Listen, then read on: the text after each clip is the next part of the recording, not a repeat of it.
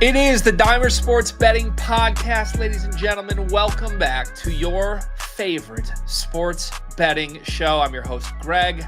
I am along for the ride with my co-host, Dave, today. Week 2 of the NFL season is done, and we have some takeaways from it. We'll look backwards at things that we should have bet, some other big winners, big losers from Week 2. We will also look forward to some things on the Week 3 slate, early probabilities that the Dimers model loves. Make sure you like and subscribe to this show, by the way. This is just the 4th episode of the Dimer Sports Betting Show, but we're doing 2 of these a week, every single week of football season, and we'd love for you to come along on this journey with us. Dave, how are you doing, my friend? How was your weekend?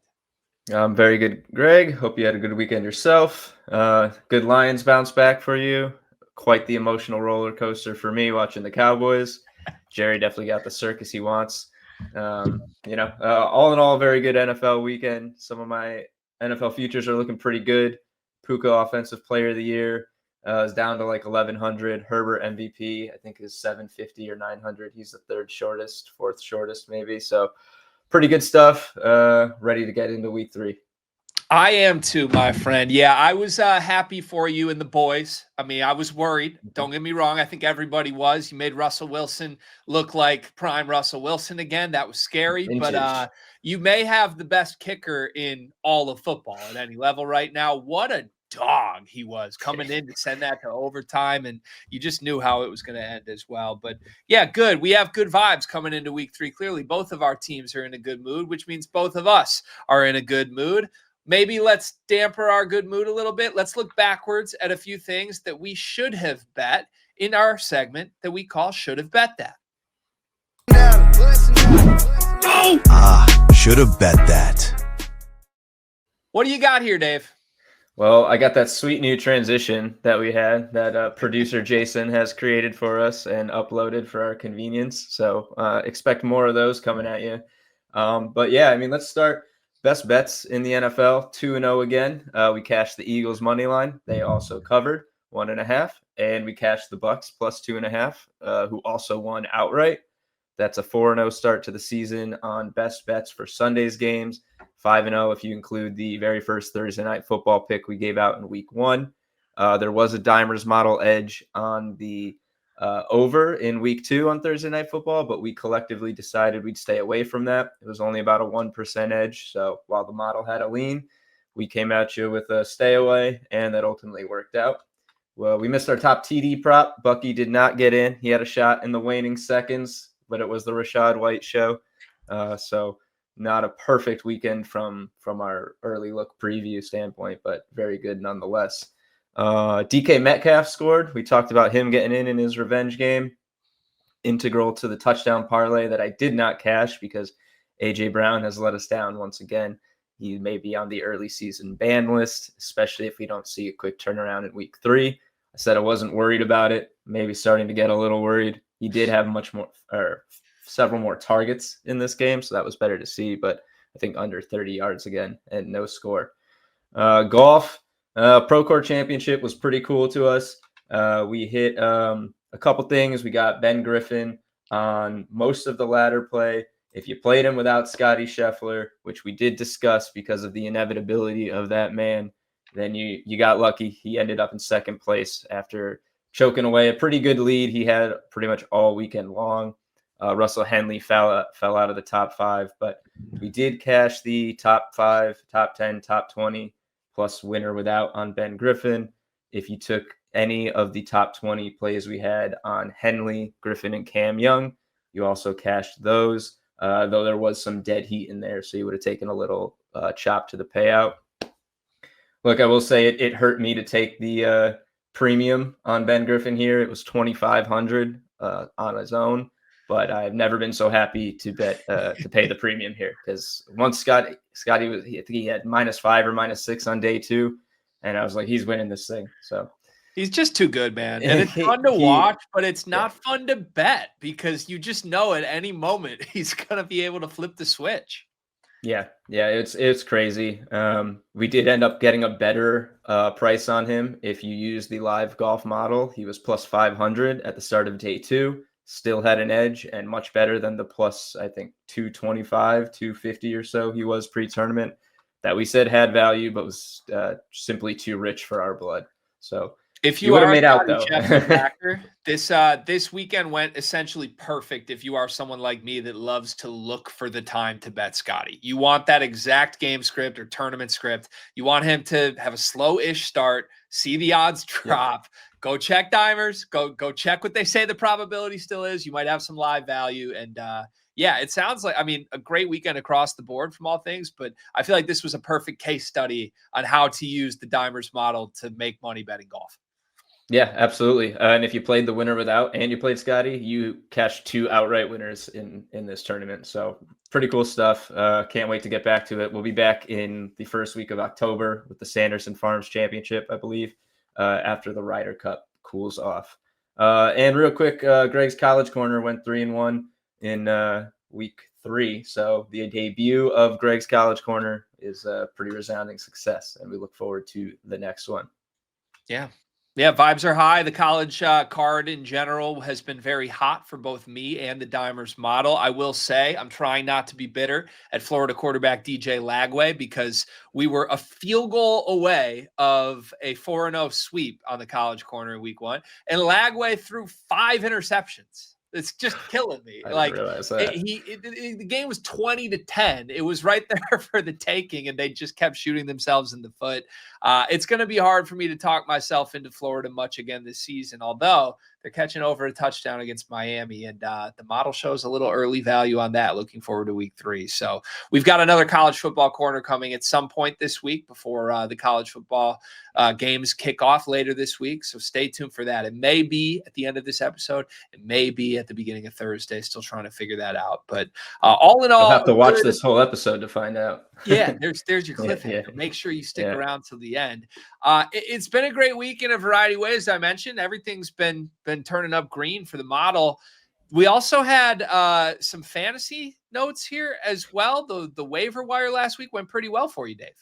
Yeah, it did. We shouted out a number of picks, mostly low rostered, that were looking like good opportunities after their week 1 performance. 5 total touchdowns scored by those guys, notably a 60-yard bomb by Quentin Johnston, who went from 9% rostered to 59%. So if you slept on him, you probably missed your shot.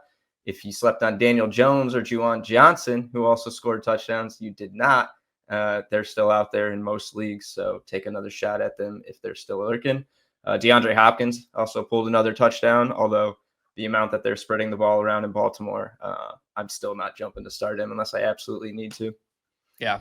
Good stream option there with Hop, but Johnston feels like he's here to stay. That's the takeaway for me. Yeah. Even after week 1, it was worth a flyer, but I'd be lying if I said I was overly confident he'd replicate the performance. Clearly, he's a big play threat. Clearly, Justin Herbert looks as confident as he ever has. I think that team has weapons all over the place. Finally, a good run game to complement what they want to do through the air. And I think Johnson is going to be the biggest beneficiary of the balance that the Chargers offense now brings, as he showed by that 60-yard bomb in week 2. All right, cool. We may have some more fantasy notes for you later on in the week, so stay tuned for that. I know timing's kind of weird because normally we want to get you your waiver wire update on the Tuesday episode. However, Dave can elaborate. We're not going to be able to provide that update today. That's right. Yeah, no projections as of this morning when we're recording this podcast. This is because week 2 pushed directly into today, this morning, with the late doubleheader. So while we have game lines and predictions because those lines are up well in advance, prop markets and stuff were not available for our model to start running as soon as the clock ticked over like it usually does.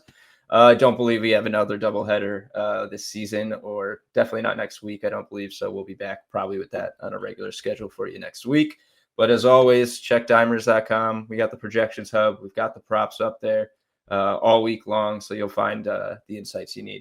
Yep, and they'll be back up ASAP probably by the time you're hearing this. So always good to check in with the site if you don't hear what you're looking for on this episode. With that, there's a little more I want to do from a look back at week 2. We have a segment that we would like to call Big Winners, Big Losers, and Who Wants a Do-Over? The week that was. Who's your biggest winner from week 2, Dave? Big winner for me. It's Russell Wilson, and this kind of translates into another bigger picture here. But it was against one of the worst defenses we'll probably watch all year. But Russ came out of the grave like the Undertaker to throw for 450 yards, 3 touchdowns, including some very patented Russ deep balls. Made Wan'Dale Robinson look like an elite talent. Also a guy you should probably look on for waivers if he's out there. I don't know what he's rostered like, but I'm definitely putting in a claim in a very needy league I'm in. Ended with an untimely pick, which definitely leaves a bit of a sour flavor at the end of that game. But Russ should fight off the calls for Jackson Dart to start in his place a couple more weeks, especially because I think Dart played 3 snaps, all running plays. One of them was a keeper, and he slipped immediately. So I think Russell Wilson's got his job secure for a little bit. And the big winner, large picture, is QBs against Dallas. I will be looking at them to just go off.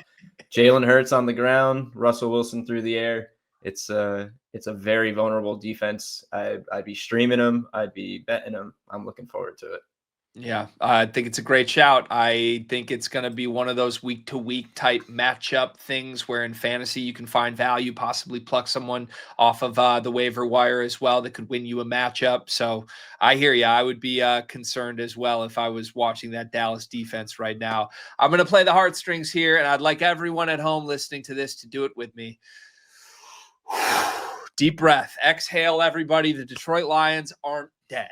I thought they might be. Ben Johnson wanted to come into our house, into our den, and remind us that he was the full reason for the Lions' offensive success in the last 2 seasons. It turns out that having really good players and a quarterback that makes good decisions is just as important as it is to have a good offensive coordinator that can call trick plays.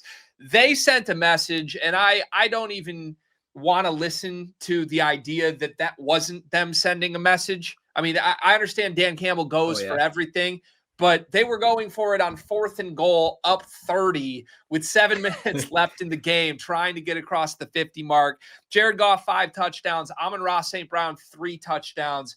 I believe I saw a stat that the trio of Jahmyr Gibbs, David Montgomery, and Amon-Ra St. Brown has now set the NFL record for most total games for a trio, each having a touchdown in the same game in NFL history as teammates. It's just crazy. The supporting cast, I feel like, has not gotten enough credit as we've looked at the job the coaching staff has done in the last couple of years. And that was an emotional victory as much as it was an impressive performance. But I do think it's a good reminder, especially as we watched the Vikings Bears in week 1, right? We kind of thought, maybe there's this Vikings storyline here. JJ McCarthy, more on that from me in a moment. I think the Lions are pretty clearly ahead of the pack and still looking in line for a playoff bid, and that might open up some value from a futures perspective.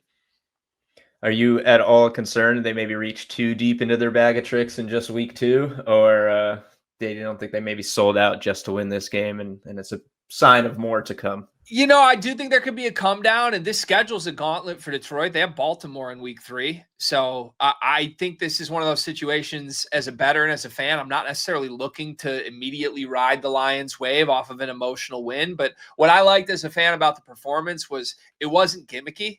I mean, this was mostly smash mouth football. It wasn't any reverse flea flicker touchdown trick, fumble plays, whatever Ben Johnson called it. It was just a better football team kind of asserting their will. And I think they'll have to take care of business against the weaker teams on their schedule this year with how much the top heavy portion is, but they showed they can do that, and breathe a sigh of relief is what I'm doing. Let's move to losers. Let's get negative. Who's your biggest loser from last week? Both kind of literally and figuratively, it's the Bengals. It's hard to understate the loss of Joe Burrow, which looks like it's going to be a 3-month absence potentially. I mean, while acknowledging that Jake Browning has more touchdowns in relief than Joe Burrow did in his 5.5 quarters, he also threw 3 picks. It was against the Jags, who look improved but not world beaters. So I don't think that type of success is sustainable for 3 months. I think we're lucky that Jamar Chase had as good of a game as he did. This team will probably want to bring someone in to assist in a pretty uninspiring QB room. I know they signed someone this morning. I already forgot who it was because it's nothing very needle moving. Team can't catch a break since its run to the Super Bowl. And this is definitely not what you want after their first 2-0 start in quite some time. Yeah. I'm going to piggyback off you here, but it's hard to keep the faith with Cincinnati because of Burrow's constant injury issues. And, they've just kind of kept coming back to this offensive core. They've never found a way to protect him. And what is your ceiling? If you can't protect the quarterback you think is supposed to lead the whole team, that's a sad one for me because I feel like they've had plenty of chances to course correct and they haven't. I'm going to piggyback off of it though and give you another team that is going to be without their quarterback for a little bit. It's the Minnesota Vikings that I mentioned in my Lions winter segment briefly. JJ McCarthy was a gamble. Okay. Now, if he's truly not healthy, then let's give him time. Let's revisit this at the end of the season. He's a rookie quarterback. We don't know yet. His win in week 1 was magical. However, he didn't look good long before there was any question of him tweaking an ankle here in game 2. He looked bad for 3 quarters in game 1. And this team looks frustrated. I mean, I don't care how much you rally the troops. At a certain point, Justin Jefferson is going to look at you like, why can't you get me the football? I think his offensive line's in big trouble. There's injuries there as well. But, this was a decision that franchise made coming off of a 14-win season with a veteran quarterback in Sam Darnold that wanted to re-sign in Minnesota. And I understand you drafted a guy, you've got to go to him, but I didn't ever understand why they wouldn't want to just keep the train rolling with what they found last year. That was a team outside of the playoff game. They really were a contender for the entire season. And to just scrap that and say, no, we believe enough in this kid is a risk that I don't think we see many franchises make. It paid off in week 1. But now it has the massive caveat that it came against the Chicago Bears. And if you were in a dogfight with the Bears in the first place, what does that really mean for the rest of your season? I think Vikings fans have to feel like big losers. Yeah. And we talked about it a bit with the futures. The Lions loss was pretty damning. And we thought, as you said, they were cooked. But we did say the Vikings being favored above them in the division looked just wrong. The Dimers model still took a hit to the Lions and had them above the Vikings, but we were like, that's just not enough. I'm sorry for, 1-0, 0-1, 1 week, 1 quarter from JJ McCarthy, 1 bad game from the Lions. It wasn't enough for us to buy into that. And granted, an injury here is what's probably going to seal that, but it turned out to be the case.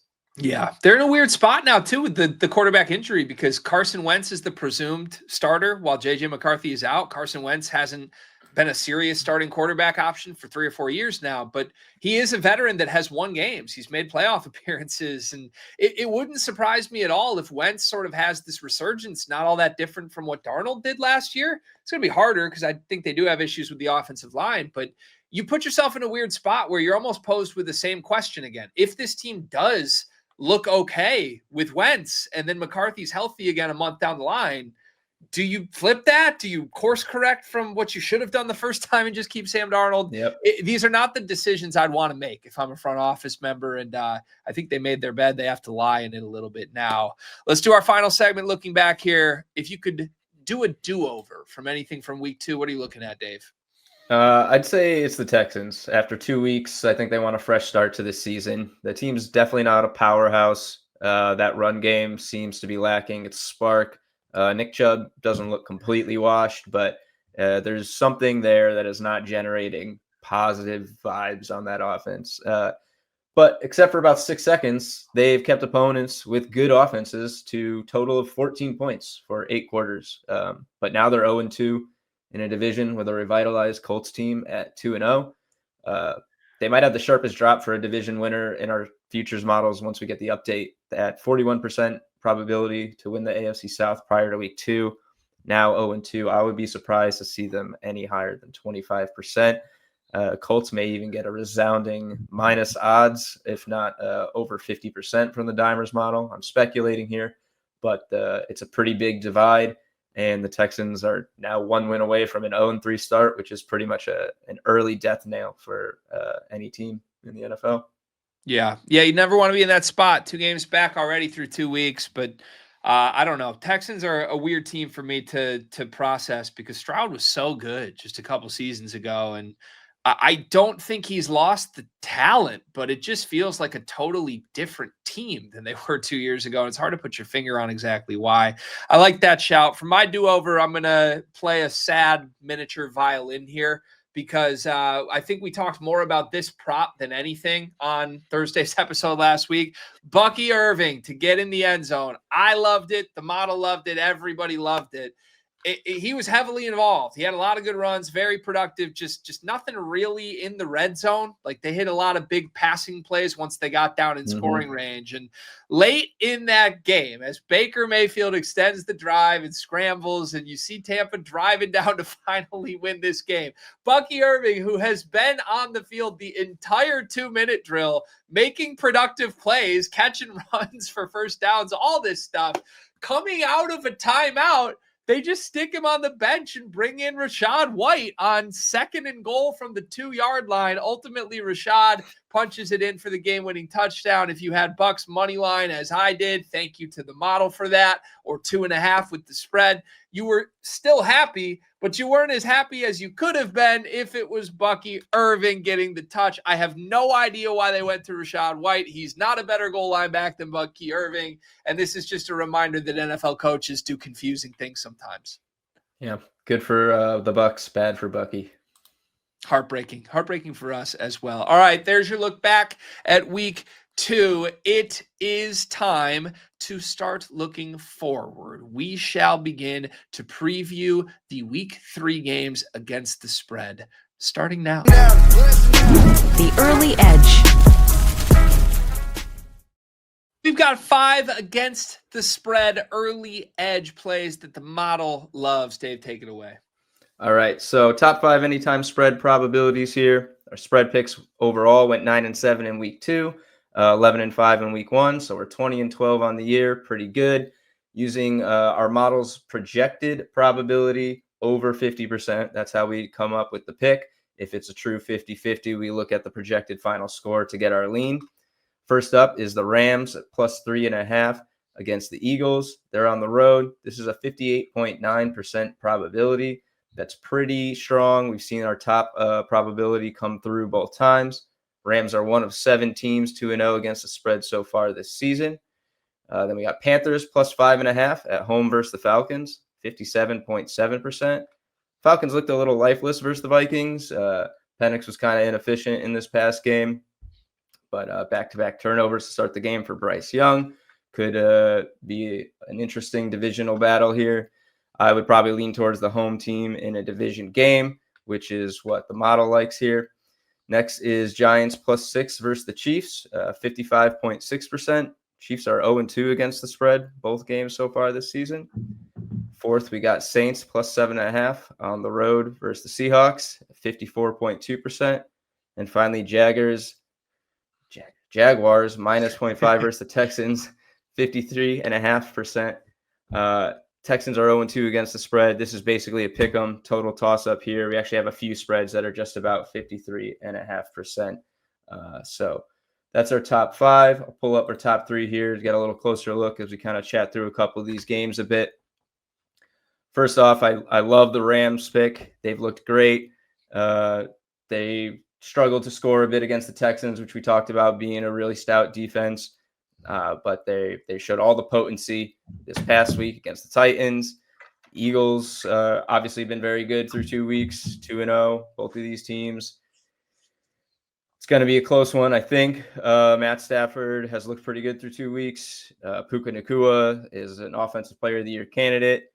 Kyron Williams gotten in the end zone. Blake Corum's shown some spark as a backfield tandem. It's tough to fade the Eagles after what we've seen. They did let the Cowboys hang around, though, and as -1.5 favorites, they beat the Chiefs and covered, but it was, only a 3-point game, I believe.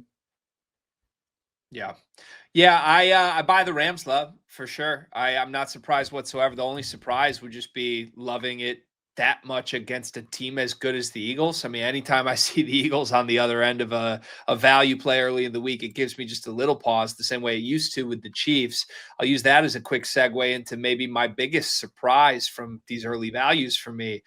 The model thinks the Chiefs are dead. I mean, we talked about it in the preseason episode where it showed no value whatsoever on betting Chiefs futures. It was the most mispriced possible thing you could bet before the season began. And I think we agreed with it in paper, or on paper, but even agreeing with it at the beginning of the season just meant, okay, maybe they're not a top 3 Super Bowl contender. They're still like a top 8 or 9 team in the league.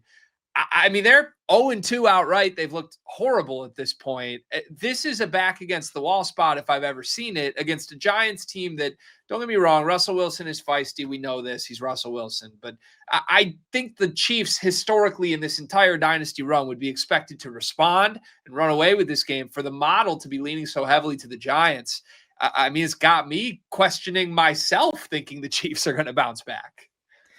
You would think if there was a spot, it would be here against the Giants, but they showed spark. Yes, it was a terrible Cowboys team, defense anyway, but they hung in there. And if that's enough to revitalize the team, I'd be pretty concerned if I'm the Chiefs. I mean, this is a do or die spot. You have to win now. You can't be 0-3 in a division where the Chargers could be staring down 3-0. It's not a good spot. I've definitely leaned the model with how it's going with the spread picks. But ultimately, this is one I might just stay away from because you have 2 not very good teams. Even though one has the perception of great and one has the perception of bad, they're kind of about the same so far this year.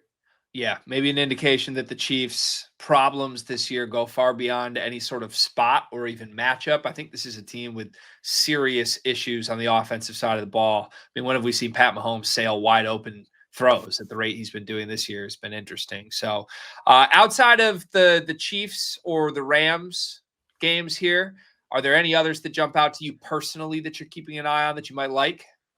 I do like the Jaguars. They're home. It's basically a pick 'em, so you can just bet them on the money line. I wouldn't even mess with the spread. If it goes up to -1.5, I'd probably just lean the money line. The Texans having trouble scoring points, and the Jaguars showing a little life, looking like an exciting team. Probably should be 2-0. Yeah. So Yeah, I think that's totally fair to say. Really. yeah. Yeah. I think I am with you on Jags. I would also just add Saints plus 7.5 is an interesting number to me. I love key football numbers, getting half a point over a full touchdown. Spencer Rattler, we joked about him in the preseason show. He's been tougher to stop than you would think. Been a guy that's put up good fantasy numbers already and certainly proven that he can lead this offense down to be competitive. The Seahawks have questions of their own for me right now. I mean, it's a franchise I just always trust to be competent, but I don't think they know what they want to do with the running back spot right now. It looked like they wanted Charbonnet to be the bell cow, and then Kenneth Walker just completely outperformed him in week 2. So I think they've got questions of their own, but that 7.5 number for New Orleans is a number that my eyes are lighting up to add to my card early. Yeah, the Saints were able to move the ball against the 49ers defense. I know it was Mac Jones on offense, so it's partly why that game was actually close, but it wasn't for lack of being able to get down there. Alvin Kamara had 100 yards still. He's still a dog. I'd probably play this, yeah. Yeah, still doing his thing, that's for sure. All right, well, right now we have 14 early value game lines across money lines, spreads, totals. 4 of those are considered high value. Those are the ones that we've just mentioned. We will save our best bets for you on the Thursday show, as we have throughout the first couple weeks of this program. But there is a bunch of value on the site. If you want to lock in your plays early, make sure that you do so. Reminder, no props are available yet, as most markets aren't open outside of the Thursday night game, which we are about to dive into right now. It's our Thursday night football early preview. Bills minus 12.5 against the Dolphins is what we've got for a line right now. Dave, what can you tell us about how to approach this game early? Here, so like we've done in the past, I'll pull up our game preview here so we can take a look. It won't be quite as expansive as mentioned without projections or props at this time, but we could still dig in and see what we got here. So let me just pull up my notes. Spread, Dolphins, pretty clear, 53.5%, aligns with our top 5 probability of the Jaguars at 53.5%. But since that was a Thursday night game, I just leaned for the Jags in the top 5 roundup. But this is the same. So another very strong projection compared to the rest of the games. Projected final score is 30-19 in favor of the Bills. So we're a full 1.5 points inside the spread on the average here, which is pretty nice. A lot of times you see these pretty close, especially the closer to 50% that you get. You'll see like a more substantial key number cover, as we talked about when you're getting up towards the 57, 58, 59% spread probabilities. But at just about 54% with a 1.5 inside the score is pretty nice. Total, take a look, 49.5. We got the under at 53%, almost even money at FanDuel. We're going to talk about the edge on that pretty soon. And if you take a look at the money line, just 18% for Miami to get the road upset. It's pretty understandable, I'd say here. There is probably some value in this, as we'll look at, but you're betting on bad team on the road in a quick turnaround spot. The money line, actually, if we look at our best bets that I have here, is our best edge at 3.0%. However, that would be fair odds of plus 460. So it's still a pretty notable underdog. It's better price at 575, certainly. So if you're going to bet the Dolphins to win this game based on the edge from Dimers, you should make sure you're getting them at odds of 460 or better, or else you are not getting the value and you're paying an unnecessary premium on a bet that our model doesn't favor with even a 20% probability. Can I ask you a question on that real quick? Because like thinking this through, looking for edge, right? If you're a recreational bettor trying to use the Dimers model for, I don't know, pointing you in the right direction to win some money, right? I'm going to follow the highest edge plays on any given Thursday night. If the highest edge play isn't coming from something that is also high probability. So in this example, the Dolphins to win the game is the highest edge of the game, but it's still only an 18% probability. Obviously, that indicates that there's a misprice in the market, right? Like getting Dolphins at plus 575 is great if they should be plus 480. However, it kind of still isn't indicating that it's likely to happen. So I guess maybe this is just asking you for personal tips as someone very familiar with the model, but what's the smart way to approach actually going forward and placing bets with the model when you have an edge that's very high with a probability that's still very low? Yeah, it's a great question. You'll see this pretty often, with just the sheer number of games we have and the vast plus money value that often exists with underdogs. Personal preference is a huge bit that comes into play here. Also, bankroll and unit management.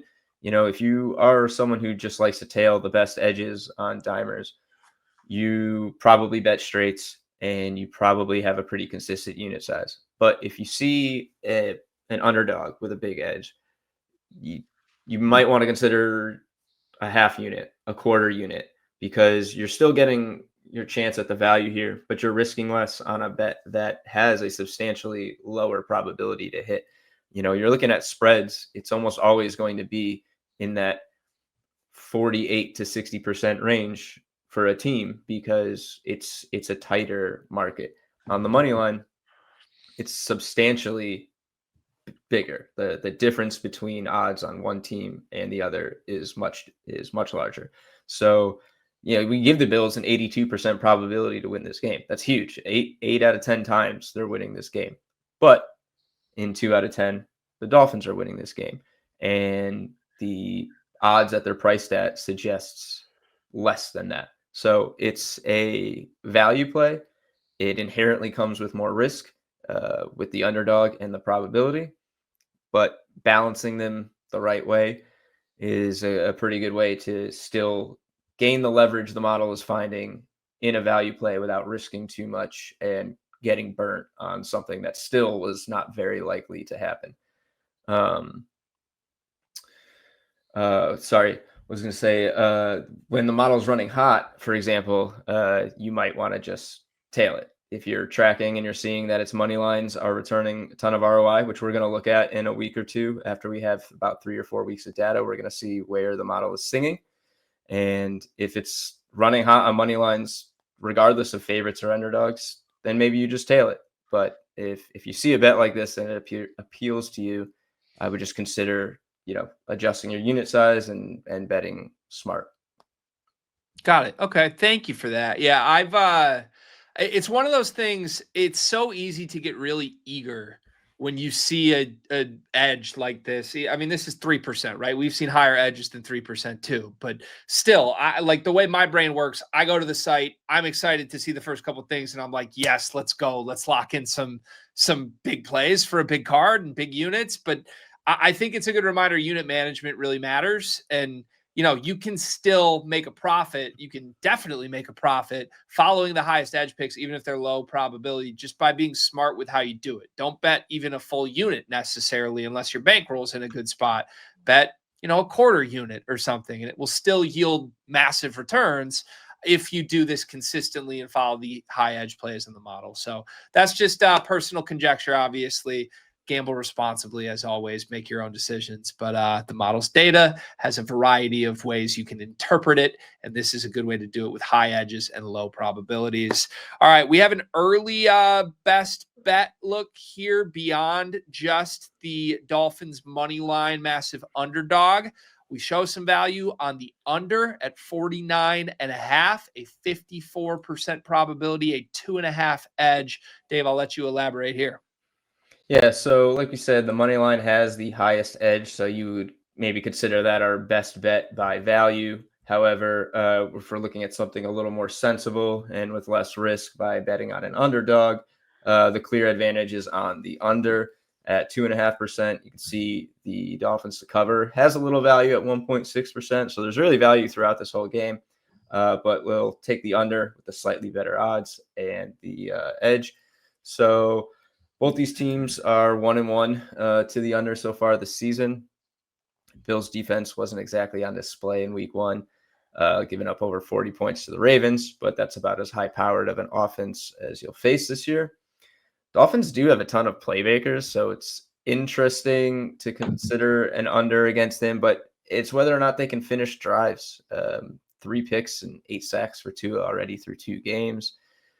It's not promising, especially after they couldn't even score in week one at all. Like, it took until the end of the game to get Devin Achane into the end zone. Tua's looked okay. He didn't look good in week one. Tyreek Hill for 50-yard reception did a lot of the work in this. Devin Achane did a lot of the work in this. It's doesn't look good for the Dolphins scoring points anyway. And in a short turnaround for a team that's now 0-2, reeling pretty hard from a disappointing loss, I'd probably lean this way. I think it's going to be tough for them to put together points, sustain drives against the Bills. Josh Allen might have a broken nose, so there might be a more conservative game plan from the Bills. He might not be going full truck stick. Maybe they lean a little bit more on James Cook, let Josh Allen sit back in the pocket. Scrambling maybe causes a couple drives to stall. Lack of scrambling, that is. 28-21 would still cash this. That's pretty high scoring for a Thursday night football game, especially if one of the teams isn't very good. So, I like this lean from the model. It's definitely going to be a play for me. I would recommend this one alongside the dimer spot, especially if you're getting almost even money on a game line.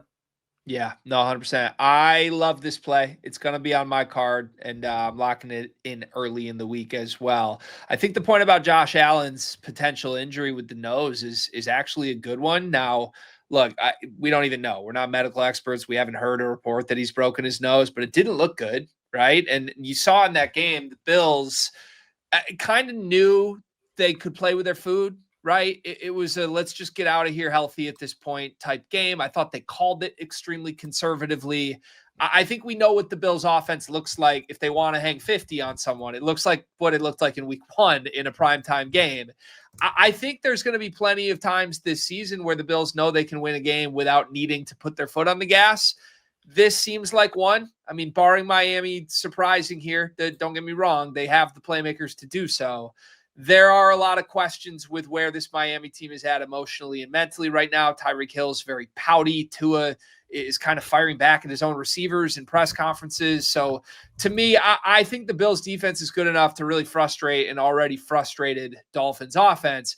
On the flip side, if you know you're up 2 scores and Josh Allen's not 100%, possibly with a serious facial obstruction, let's just make sure we survive this one and survive and live to eat another day. So I'm with you on the under. Love that the model is with me. That was where my gut was coming in. And beyond that, maybe we can look for some props later in the week once we get our player projections out as well. Thank you, Dave, as always, for delivering us our early Thursday night football look. Hey, before we go to my college card here, I want to talk about a weird trend that I've seen on social media. I don't know that there's too much data, but sometimes data gets replaced with voodoo. And voodoo could be the reasoning for this. The Packers have a quarterback Super Bowl trend that just point blank makes no sense. Going throughout history, every time that the Green Bay Packers have won a Super Bowl, their quarterback has been 27 years old when he won it for the first time. Bart Starr, all the way back in 1961, won his first championship, even though it wasn't the Super Bowl, when he was 27 years old. Fast forward to 96, Brett Favre, 27 years old when he won his Super Bowl after a 30-year drought. Fast forward 15 more years, it was Aaron Rodgers at 27 years old winning the Super Bowl. Coincidentally, I think you know where I'm going with this. The Green Bay Packers starting quarterback Jordan Love is 27 years old. And in comes Micah Parsons, and now the Packers are a Super Bowl favorite. Our model told you before the season that we should wait and see a little bit on Green Bay, right? They had a pretty high just price. The sports books love them and made them an instant favorite after the Parsons trade. Dimer's bot kind of told us, let's sit back and see. Well, through 2 weeks, the Packers look pretty dominant. So maybe the 27-year-old voodoo is at play here. What do you make of this, Dave? Should we put any stock in this? I don't know, man. It's creepy, honestly. If anything, the Packers have only had 3 quarterbacks in the past 3 or 4 decades, and every time not every time, but 2 times they were 27 years old so far. They've won a Super Bowl. This year will, of course, be the deciding factor, and if they win the Super Bowl, will shape how the Packers draft and start their quarterbacks for the rest of eternity, because they're just going to keep getting a guy who's 27 years old each year, and they're going to win the Super Bowl every single year. So, it's going to hinge on this year, but 5.8% now to win the Super Bowl from the Dimers model. That certainly doesn't align with the shortest odds, or the third shortest odds at plus 650, as we talked about. So, it's not a tasty price unless you're willing to just pay the premium. If I were putting a 1 unit on the Packers to win the Super Bowl, I would probably have to put more than 1 to justify this price, but that's not something I'm going to do. So I'm just staying away from this and hoping they don't win the Super Bowl and I didn't miss the train. Love looks good, in age 27 year. He's got that Packers extra magic. He hasn't had to do a ton. That's not the worst thing, though, for a well-balanced team. Usually bodes well for all parties. So I'm not going to ascribe to the voodoo magic here, but I will watch with great interest. Much like the Jets will be watching Jordan Love's career with great interest to add him to their ranks in about 8 seasons. Yeah, poach him when he's 38. The Jets have their own trend with numbers as well. It's sign old quarterbacks. I got to say, I'm a Lions fan by now if you've listened to the show. Trust me, there's nothing I want more than the Packers to not be incredible. I am officially nervous. I'll go from a code green to a code yellow through 2 weeks on, there's no value here. Stay away. They're overpriced. Okay, they look like the class of the NFC North, if not the class of the NFC in general right now. Philadelphia still exists. I think there's a lot of hoops to jump through. I still believe the Ravens and Bills are the teams to beat in this entire league. But I would be lying to you if I said this little 27-year-old trend didn't make me blink twice when I was looking at the Packers odds right now. We'll see. But I have a feeling this is going to be something we come back to on the show. almost weekly at this point. Let's check in with the Packers and their crazy curse and see if they're still trending in the right direction. All right, let's pivot to some college football here. It is getting deep into the college football season already. Conference play is underway. It's bittersweet already. I feel like it was just week 0 just yesterday, but hey, we're 3-1 on our college corner picks coming off of last week. Could have been 4-0 if not for a 5 turnover game from Florida's quarterback. I've got 3 picks on the card for this upcoming week that the model is in agreement with. I feel pretty darn good about all of them here, Dave. So let's get into them. I'm going to start with East Carolina plus 7.5 at home against BYU. Now, you may be thinking, okay, East Carolina, who? What? Why? Why would we want to back them against a BYU team that's been pretty feisty early in the season, won a lot of games last year? Well, East Carolina's got a pretty great quarterback for starters. Katin Hauser, former Power 5 guy, began his career at Michigan State. And in the Mel Tucker era, there was a lot of bad quarterback decisions, you could say, from the Michigan State staff. They started a guy named Noah Kim over both Katin Hauser, who was pretty talented, and Sam Leavitt, who's at Arizona State looking incredible this year. So I don't think we should judge Hauser or Leavitt for not getting opportunities in that regime. They've gone elsewhere and been sensational. Hauser's a guy that can just keep you in games against quality opponents. East Carolina came out against NC State in week 1 this season and really competed from wire to wire. I think this is going to be a raucous environment for East Carolina, a BYU team, mind you, that starts a true freshman quarterback in Bear Bachmeier, wears number 47, one of the more unique players in the sport. He hasn't been tested. I mean, he did not come to BYU thinking he would be the starting quarterback. There was kind of chaos that thrust him into that role. And all his games thus far have either been against Cupcakes or in Provo or both.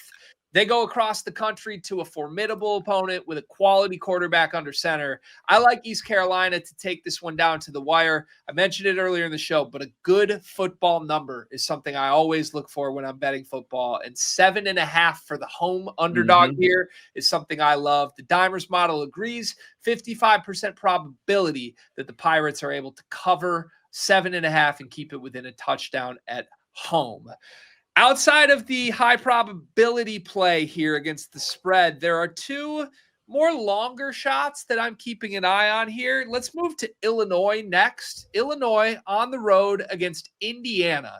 Now, this is a marquee game. In Big Ten country where I'm from, a lot of people are paying attention to this. 2 undefeated teams, 2 coaches that have legitimate hopes these teams could make a college football playoff run. It should be a highly entertaining game at night in Bloomington, which does favor Illinois on paper.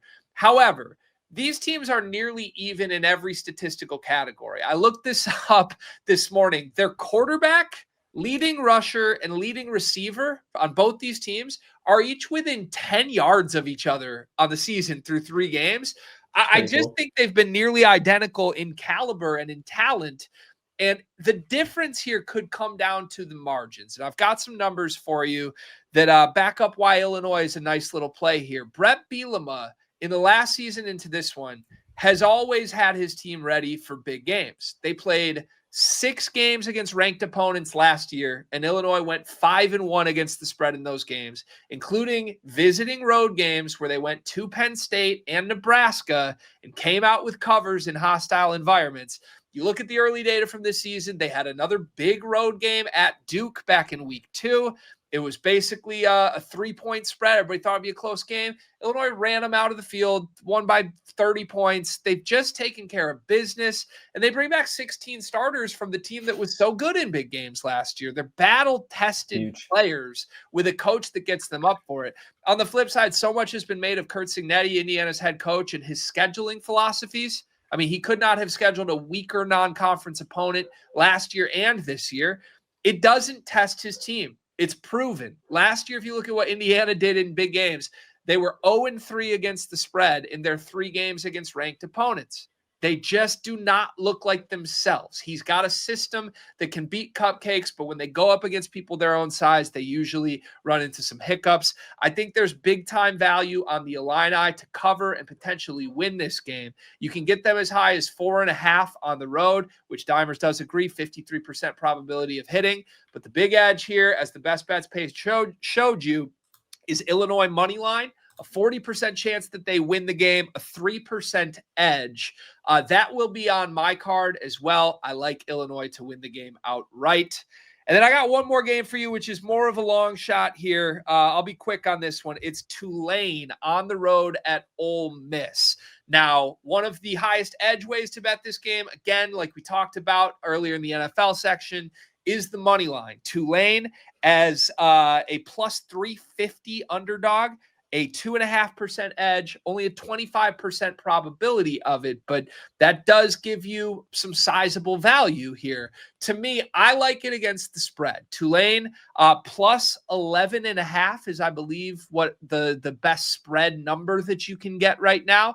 Tulane has BYU's former quarterback, Jake Retzlaff, who has been sensational. Last we saw them, they were sending a statement win at home over Duke, who was on our card last week when we took Tulane money line, and it was one of our easiest wins of the entire week. This is a good football team, and Ole Miss has taken care of business, but they're fortunate to be 3-0. They've had some injury luck where a starting quarterback was out from their most recent win.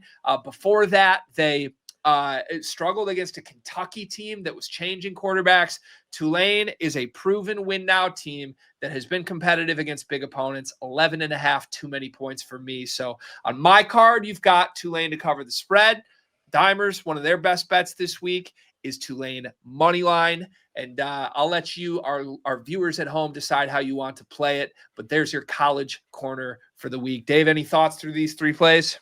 My thought is anytime I get a chance to back a team with one of my favorite logos in the sport, I'm in, and Tulane has that. So I'm all in on the green wave, baby. Let's ride the green wave. If they say they win, ride the green wave to the green wave.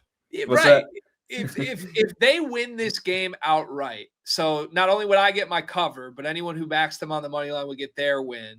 It would be back-to-back weeks of Tulane being a best bet from the model that also is featured in the College Court. I think at that point, we would need to get some Tulane gear and officially ride the green wave for the rest of the season. So there you have. Maybe we could even do like a giveaway. I'm word vomiting, but maybe there's a Discord member from Dimers. If anyone gives us a Tulane ticket and rides along with us and this wins, I'll send out a Tulane shirt to a loyal listener. How about that? There you go. That sounds pretty good. There we go. All right, folks, let's get to our closing segments of the Tuesday episode this week. The Pro Champ of the Week. Joyce13 is our Dimers Champ of the Week, one of our most OG users in the Dimers Pro Discord. Joyce back for another NFL season after a spring and summer hiatus. An active socializer in the Discord, positive energy from Joyce at all times. An all-game NFL money line parlay banger. This should get you a Hall of Fame submission, Dave. Turning $7.99 into over $11,000. Tell us more. It's crazy. Joyce is a great user.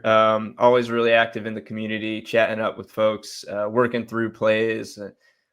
Really up there on like Sunday mornings rather, and putting stuff together last second for the NFL.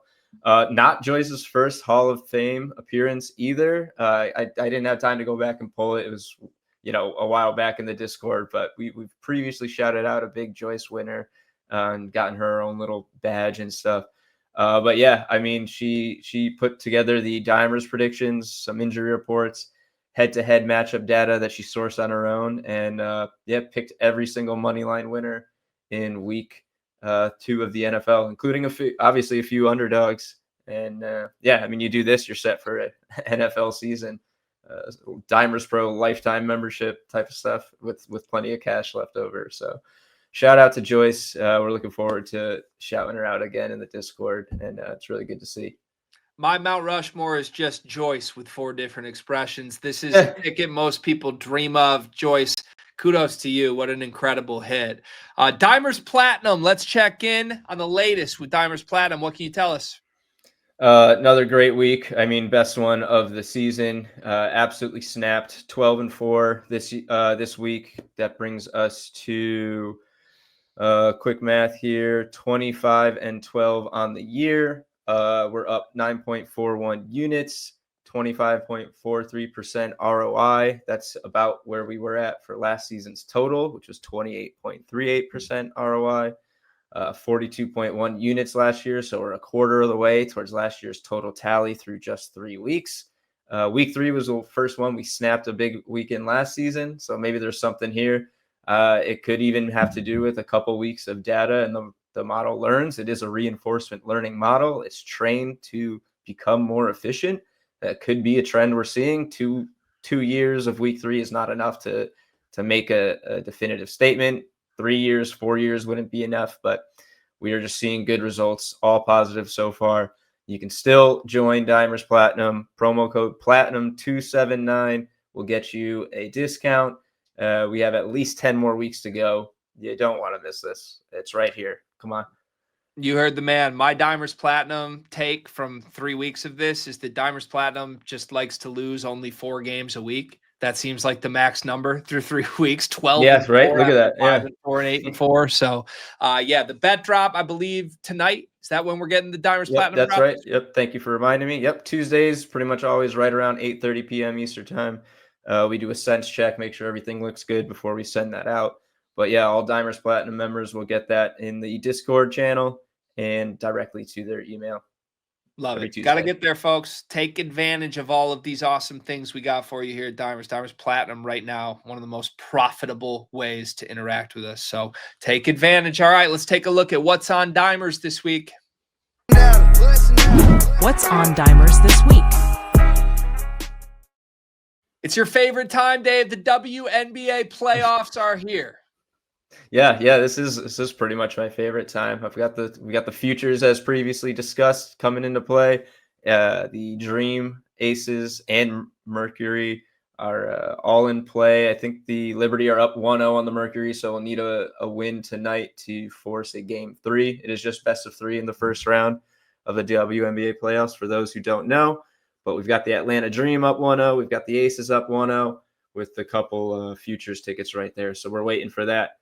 Best of 5 round 2, best of 7 in the finals. Plenty more games to come.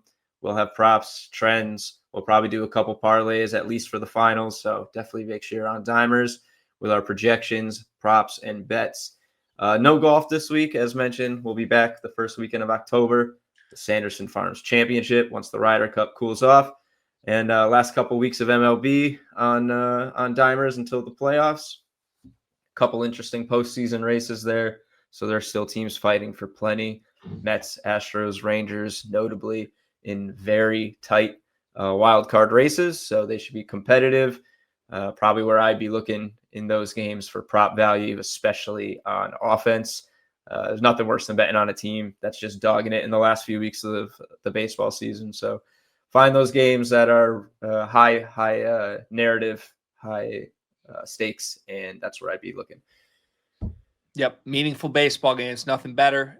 It's a great time to be a sports bettor. There's basically incredible high stakes sports every single day of the week, 7 days a week right now. So lock in with us, folks. Make sure you join the Dimers community. You see the banner at the bottom of the screen right now. You can get a promo code football for dimers.com/subscription. That's where you go for Dimers Pro football season pass, 50% off for the rest of football season. Use that promo code. Make sure you lock it in. Dimers Pro and Dimers Platinum, 2 things that we would love to see you take advantage of. Again, reminder, I said it earlier in the show, but make sure you're liking, subscribing as we try to grow this program. We're going to do it 2 days a week throughout all of football season. If you're enjoying this show, let us know. Tag us on social media. Throw us a 5-star rating wherever you get your podcasts. All of that helps more people get their eyes on this show. And hopefully we can do this for a very, very long time for you. For Dave, I'm Greg. We will be back on Thursday with our second episode of the week. In that episode, you'll get our official Week 3 NFL bets, our Thursday night football preview with player props and more. We will unveil our touchdown round robin, which will be dropped live on the podcast first. And reminder, always gamble responsibly. We will see you Thursday. Thank you for listening.